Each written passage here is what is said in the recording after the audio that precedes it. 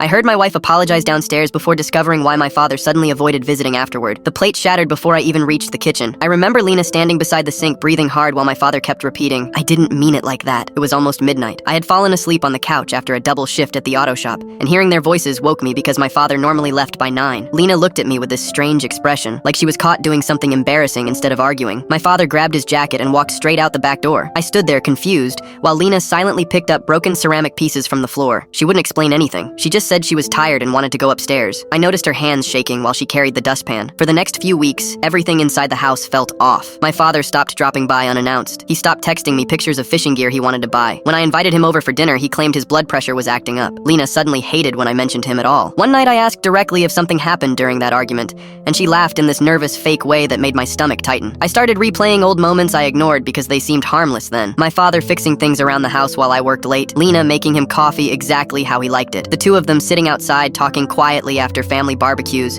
while everyone else watched television inside. About a month later, I borrowed Lena's laptop because my phone battery died during lunch break. She had left her email open accidentally. I wasn't trying to snoop at first. Then I saw my father's name buried between grocery receipts and work messages. The subject line just said, "I'm sorry too." My chest went cold immediately. The emails weren't graphic or romantic. That almost made them worse. They sounded ashamed, careful. My father wrote about crossing lines emotionally. Lena wrote that she missed talking to him every day, but hated herself afterward. One message mentioned them kissing inside the garage during my cousin's birthday party last winter, while I was upstairs helping carry chairs. I remembered that night clearly because Lena disappeared for almost 20 minutes and claimed she was looking for her scarf. I drove straight to my father's apartment after work without calling him first. He opened the door wearing sweatpants and reading glasses, looking older than I remembered. The second he saw my face, he already knew. I didn't yell immediately. I just asked him if he loved my wife. He sat down slowly at the kitchen table and rubbed both hands over his mouth before answering. He said it started after my mother died because Lena checked on him constantly while I buried myself in work. He admitted they kissed more than once, but insisted they never slept together. Honestly, I still don't know whether that part was true. I remember feeling embarrassed more than angry. My own father looked at me like he expected me to hit him,